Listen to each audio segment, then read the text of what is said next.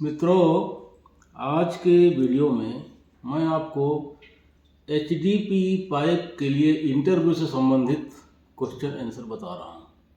HDP pipe की quality और HD pipe के लेइंग के बारे में। इसके लिए अभी तक यदि आपने चैनल को सब्सक्राइब नहीं किया तो कृपया सब्सक्राइब कर लें, चैनल में बने रहें।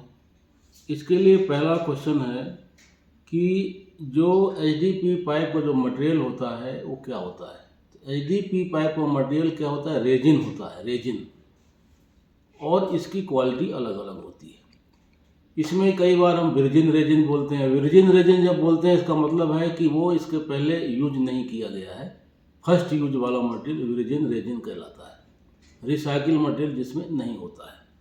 इसके बाद अगला क्वेश्चन है LTHS का मतलब क्या होता है। LTHS का फुल फॉर्म है long term hydrostatic strength. Long term hydrostatic strength. जब हाइड्रोस्टैटिक टेस्ट करते हैं तो हम एक लंबे समय के लिए करते हैं, 10,000 आवर्स के लिए जब हम ये टेस्ट करते हैं तो उसको LTHS long term hydrostatic test कहते हैं। इसको 50 साल के टाइम तक के लिए भी एक्सप्लॉइटेड किया जा सकता है कि 10,000 आवर्स में इतना, तो 50 साल में ये कितना स्ट्रेंथ देगा, हाइड्रोस्टैटिक स्ट्रेंथ कितना देगा। इसके बाद है इसमें MRS का फुल फॉर्म क्या है, मिनिमम रिक्वायर्ड स्ट्रेंथ। MRS का मतलब क्या है, मिनिमम रिक्वायर्ड स्ट्रेंथ। किसी भी एचडीपी पाइप का जो मटेरियल है उसकी मिनिमम रिक्वायर्ड स्ट्रेंथ कितनी होती है। एक तो ये क्वेश्चन और आंसर हो गया। दूसरा इसी संबंधित एक क्वेश्चन है कि एचडीपी पाइप मटेरियल के ग्रेड के आधार पर कितने तरह के होते हैं। ये 3 तरह के होते हैं, PE 63, PE 80 और PE 100। तो PE 63 जो होता है उसकी स्ट्रेंथ क्या होती है, 6.3 MPa। PE 80 है उसकी स्ट्रेंथ होती है 8 MPa। PE 100 की स्ट्रेंथ होती है, मिनिमम स्ट्रेंथ बता रहा हूँ, at 20 degree centigrade. Minimum strength कितनी होती है PE 100 की, 10 MPa। PE का मतलब होता है पॉलीएथिलीन। ये मटेरियल का ग्रेड दिया गया है PE, पॉलीएथिलीन। इसके आगे है PN का क्या मतलब होता है। PN का मतलब होता है नॉमिनल प्रेशर। नॉमिनल प्रेशर किसी में लिखा रहता है PN 2.5, PN 4, PN 6, PN 10, PN 16। अगर PN 10 दिया गया है इसका मतलब है उसमें 1 MPa का नॉमिनल प्रेशर वो ले सकता है। 1 MPa का उसकी कैपेसिटी है प्रेशर ये करने की, टॉलरेट करने की। और PN 10 का मतलब होता है 10 kg पर सेंटीमीटर स्क्वायर। 1 MPa मतलब 10 kg पर सेंटीमीटर स्क्वायर में उसका यूनिट आएगा, प्रेशर का यूनिट, PN 10 मतलब। इसी तरह PN 6 का मतलब है 6 kg पर सेंटीमीटर स्क्वायर प्रेशर। इसके बाद अगला क्वेश्चन है,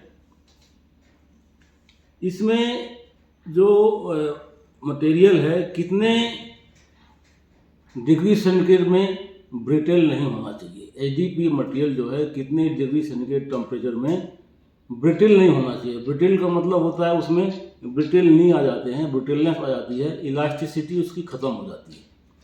80 डिग्री सेंटीग्रेड में 5 आवर्स तक अगर उसको रखते हैं तब तक उसमें ब्रिटेलनेस नहीं आनी चाहिए। इसके बाद अगला क्वेश्चन है एचडीपी पाइप में MFR क्या होता है। MFR का फुल फॉर्म है melt flow rate. Melt flow rate इसकी रेट की रेंज है 0.2 ग्राम से लेके 1.10 ग्राम पर 10 मिनट। पर 10 मिनट में 1.10 ग्राम से ज़्यादा मेल्ट नहीं होना चाहिए। जब इसको हम 190 डिग्री सेंटीग्रेड पे मेल्ट करते हैं। कितने डिग्री सेंटीग्रेड में? 190 डिग्री सेंटीग्रेड में। तब इसका मेल्ट फ्लो रेट मैक्सिमम 1.10 ग्राम से ज़्यादा नहीं होना चाहिए 10 मिनट में। इसके बाद अगला क्वेश्चन है HDPE पाइप का डेंसिटी का क्या रेंज है। तो HDPE पाइप की जब 27 डिग्री सेंटीग्रेड में हम डेंसिटी निकालते हैं तो उसकी रेंज है 940 kg पर क्यूबिक मीटर से 958 kg पर क्यूबिक मीटर।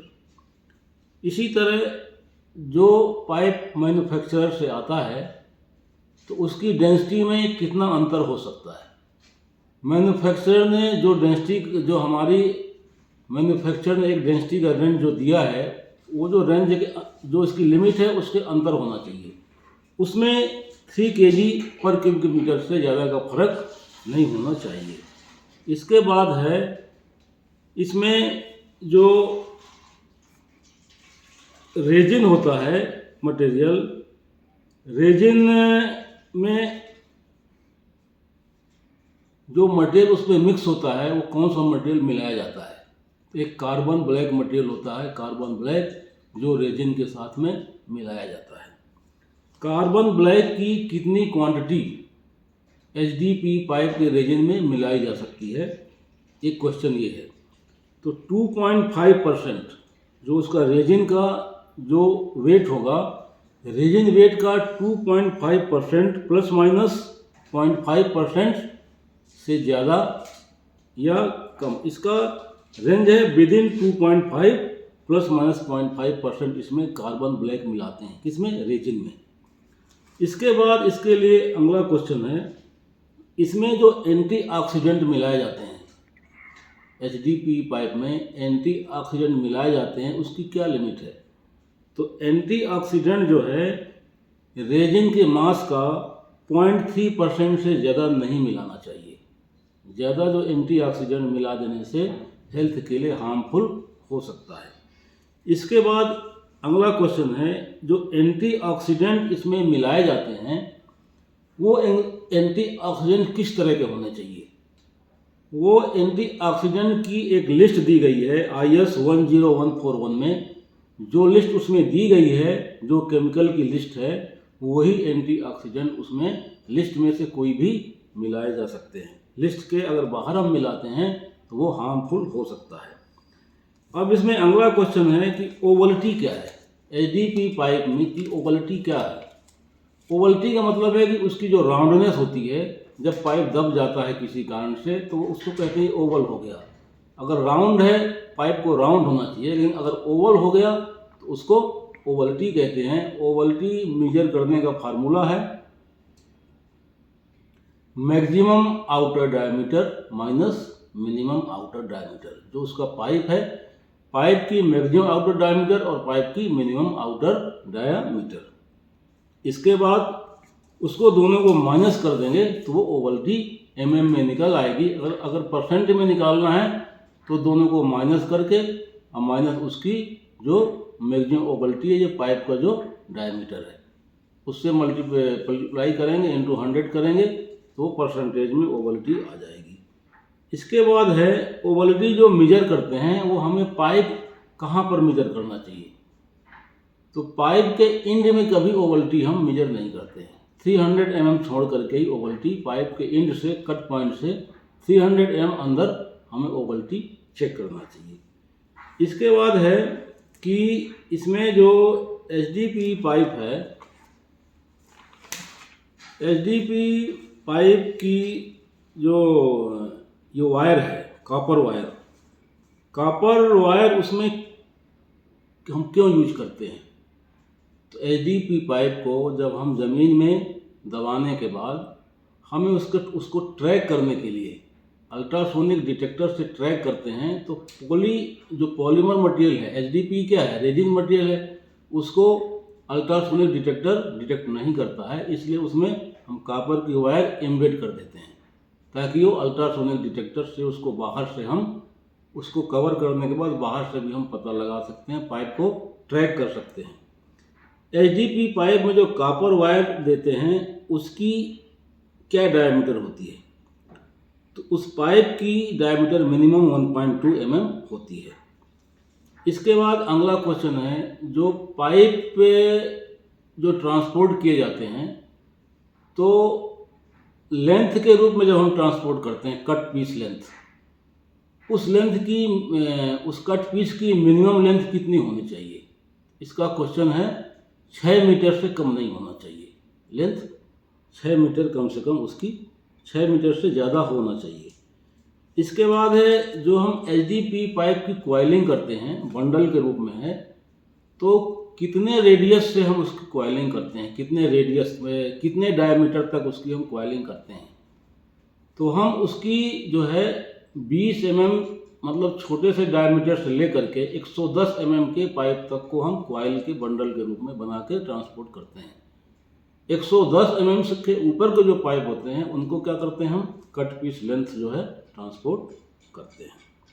इसके बाद अगला क्वेश्चन है कि जो हम बंडल बनाते हैं एचडीपी पाइप का, वो बंडल की रेडियस कितना होना चाहिए?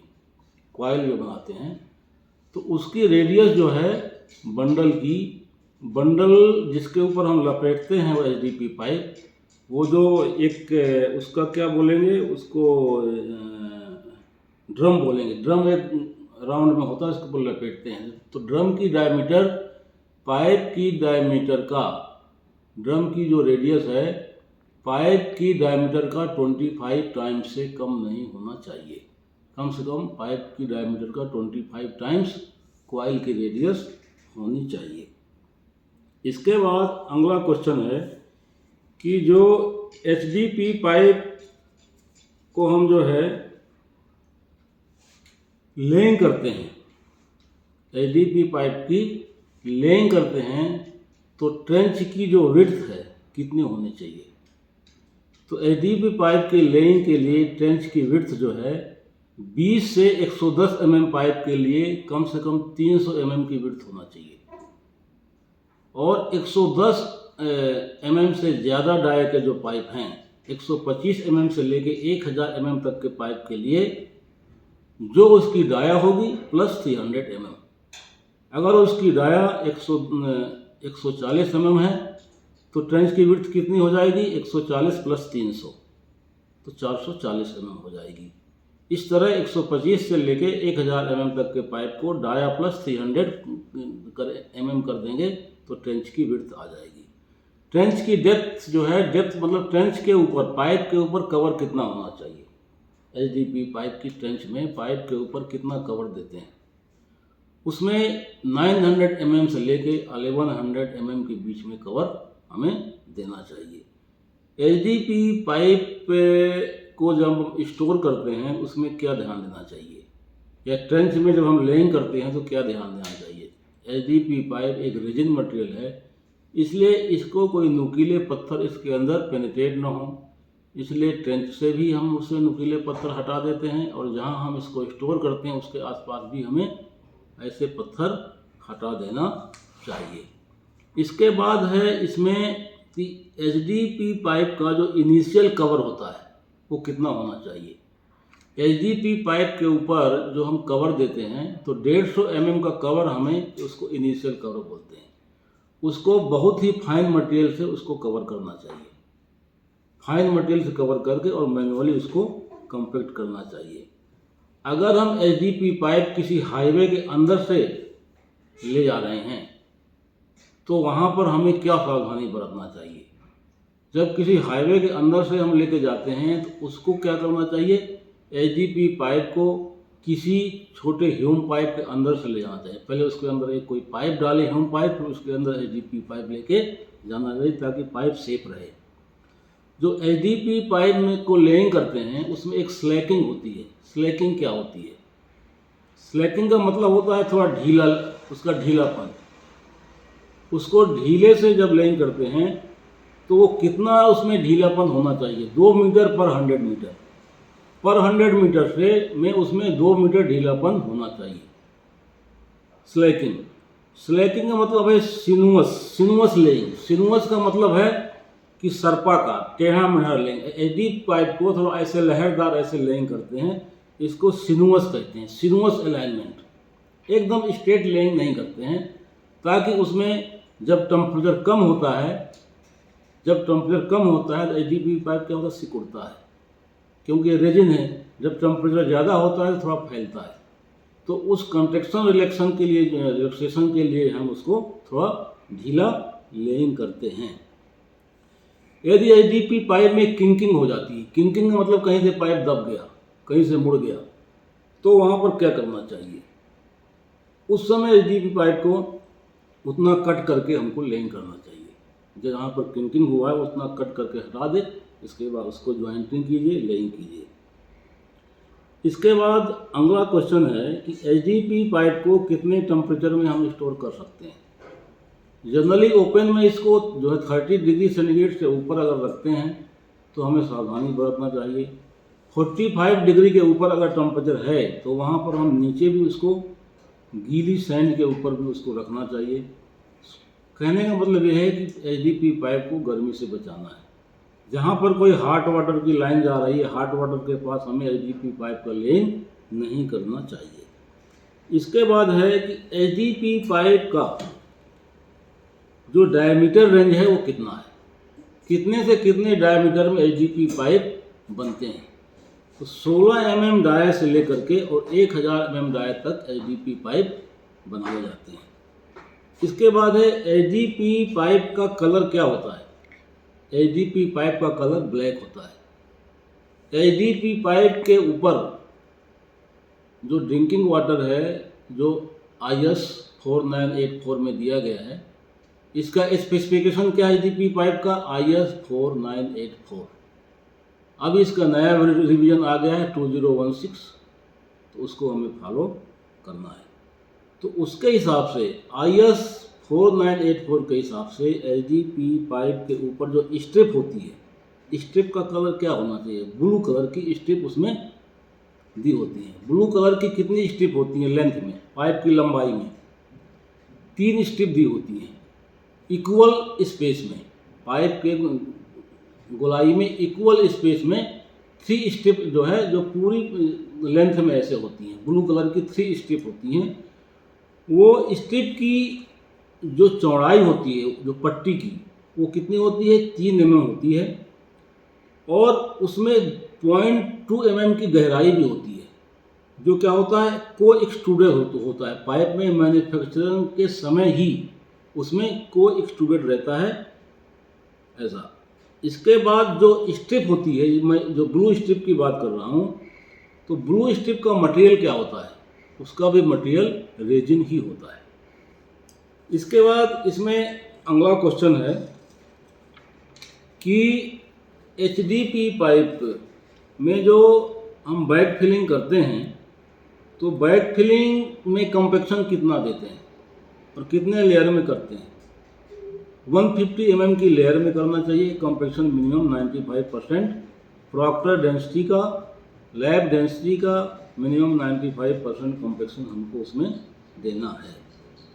इसके बाद है अगर HDPE पाइप के नीचे कहीं राख आ गया तो वहाँ क्या करते हैं, तो DI पाइप की तरह वहाँ भी हम सैंड की बेडिंग करते हैं या कंक्रीट की बेडिंग करते हैं। M15 कंक्रीट की 150 mm थिकनेस की बेडिंग करेंगे या 200 mm की सैंड बेडिंग हम वहाँ करेंगे। इसके बाद अगला क्वेश्चन है कि HDPE पाइप अगर हम अंडर वाटर लेइंग कर रहे हैं, जमीन पानी के अंदर लेइंग कर रहे हैं, तो HDPE पाइप क्या होता है कि पानी में तैरने लगेगा। तो वहाँ पर हम क्या करेंगे, तो वहाँ पर हम कंक्रीट के छोटे छोटे ब्लॉक बनाते हैं और पाइप में लगा करके और उसमें बेड दे देते हैं, ताकि वो कंक्रीट के ब्लॉक के सपोर्ट के, कंक्रीट के ब्लॉक के बेड से वो जो है पानी के अंदर रहेगा, ऊपर नहीं आएगा। कई बार हम कंक्रीट के ब्लॉक को नीचे ज़मीन में फिक्स भी करने का व्यवस्था रहता है। कहीं कहीं पर HDPE पाइप को क्लैंपिंग भी करते हैं, क्लैम्प कर देते हैं। HDPE पाइप में DI पाइप की तरह थ्रस्ट ब्लॉक का भी यूज किया जाता है। तो मित्रों, आज के वीडियो में HDPE पाइप से संबंधित आपको बहुत ही महत्वपूर्ण जानकारी मैंने दी है। आपको ये वीडियो कैसा लगा अपने कमेंट के माध्यम से ज़रूर बताएं। धन्यवाद।